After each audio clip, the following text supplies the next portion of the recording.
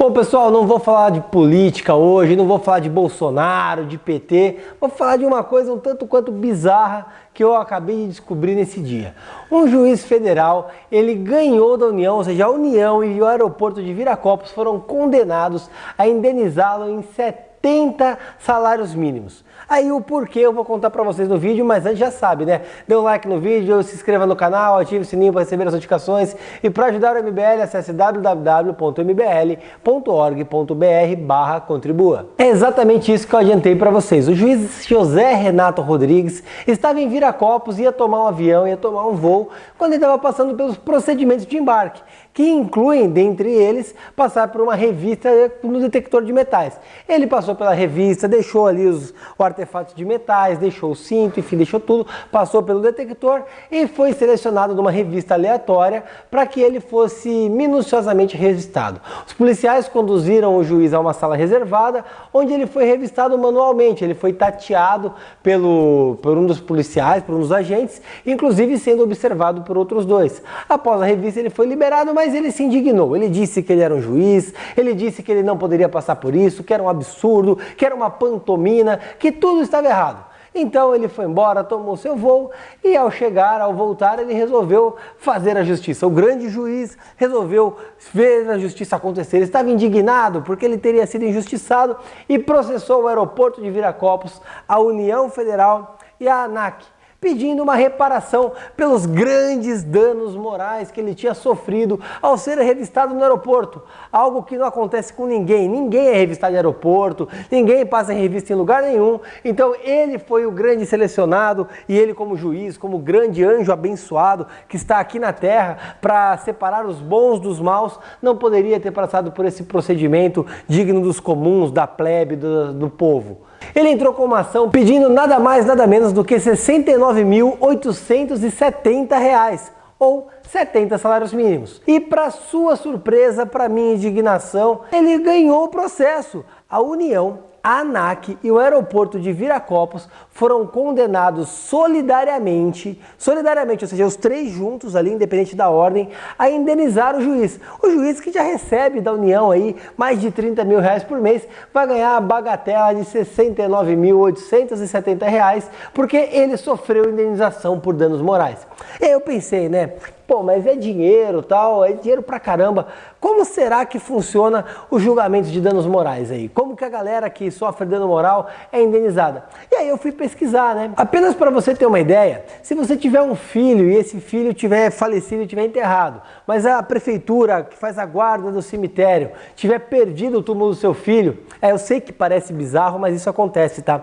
A indenização média pela jurisprudência, ou seja, pelos julgados de outros tribunais, é de 40 salários mínimos, ou seja, algo próximo aí de R$40 mil. Muito abaixo, mas muito abaixo dos 69 que o juiz vai receber. Mas não para por aí não. A vítima de estupro em prédio público, uma coisa pesada, receberia aí da administração R$52 mil a título de dano moral, segundo o STJ. Ou então, a recusa em cobrir tratamento hospitalar implica numa indenização de dano moral média aí de 20 míseros mil. Pouco, né?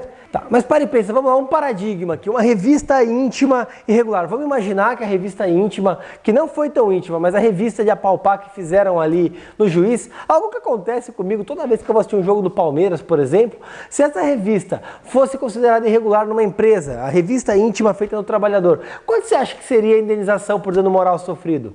R$15 mil, mais de 4 vezes menos do que o valor que a União foi condenada a pagar para o juiz a título de reparação. A gente vê aí uma discrepância muito grande entre o tratamento que é dado para um magistrado e para a população, para os réis mortais que eventualmente têm a moral abalada. Por exemplo, se você for barrado na porta com detector de metais do banco e sofrer ali uma coerção, eu lembro de um cliente meu, por exemplo, que ele foi obrigado a tirar as botas, ele estava com bota de bico de ferro, a indenização por dano moral foi de R$3 mil, completamente discrepante com tudo isso. Mas o juiz, ele viu que estava errado, ele achava que a União deveria ser indenizada. E aí uma juíza federal, lá do TRF, da terceira região, aplicou essa condenação e condenou solidariamente. Mas eu quero chamar vocês para ver um trechinho do dispositivo, do que diz a lei quanto a isso. A própria sentença diz o seguinte: Desses normativos, destaca-se pela pertinência com o deslinde da questão posta a Resolução 207/2011 da ANAC,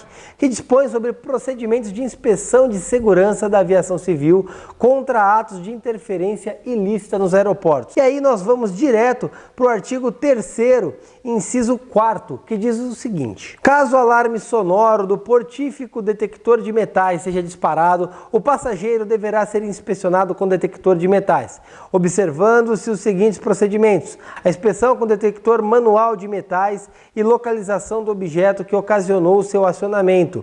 Este deve ser submetido à inspeção de segurança e o passageiro passar novamente pelo pórtico. B. Em caso de novo disparo do alarme, o procedimento deve ser realizado novamente.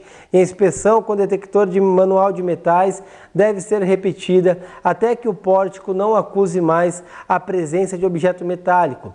C. Na impossibilidade de se identificar com segurança o objeto causador do acionamento do detector de metais, o passageiro deve ser submetido à busca pessoal. 5. Aleatoriamente e sempre que julgado necessário, os passageiros devem passar por medidas adicionais de segurança, que podem incluir busca pessoal, inspeção manual da bagagem de mão e a utilização de detectores de traço de explosivos, ETD, e outros equipamentos de segurança. Bom, vocês veem aqui que a parte final dá conta de que aleatoriamente qualquer pessoa no aeroporto pode ser objeto de busca pessoal. É uma inspeção aleatória que compete à segurança. Então os seguranças estão ali, eles olham para a pessoa e quem eles bem entenderem, eles podem revistar. E a pessoa ela é obrigada a passar por esse procedimento de segurança. Eu já passei e não me senti nada constrangido. Muito pelo contrário, eu me senti seguro. Uma pessoa poderia estar portando faca, explosivo, poderia sequestrar o avião, jogar o avião contra uma torre. Você bem sabe que já aconteceu isso. Então medidas de segurança têm que ser adotadas. E não é porque o sujeito é um juiz dotado ali de algumas prerrogativas de magistrado que ele está acima do bem e do mal, acima de todos. A lei é para todos. E o juiz ele tem que se submeter a esse tipo de procedimento. A postura do juiz de recusa demonstra uma total arrogância e prepotência, corroborada apenas pela sua ousadia de processar a União, a ANAC e o aeroporto de Viracopos para que o indenize. Isso inclusive desestimula a adoção de protocolos de segurança, tendo em vista que a condenação para reparar a vultosa quantia que foram os réus condenados, obviamente faz com que esses procedimentos sejam diminuídos ou até que sejam deixados de lado. Afinal de contas, dói no bolso e dói por conta de um ato de arrogância do juiz atrelado ao corporativismo de outro juiz que foi lá e condenou. Isso em muito me lembra o próprio Lewandowski no avião dando voz de prisão ao manifestante que apenas expôs sua opinião. Sinceramente, esse tipo de atitude mostra que alguns juízes eles têm o ego elevado quase a uma posição divina, que não pode ser adotada pelos seres humanos. Eles se esquecem que são humanos como todos, que não estão acima da lei, que todos são iguais perante a lei. E aqueles que deveriam guardar a lei acabam utilizando da lei para obter vantagens completamente indevidas e discrepantes com os próprios julgados que esses juízes dão.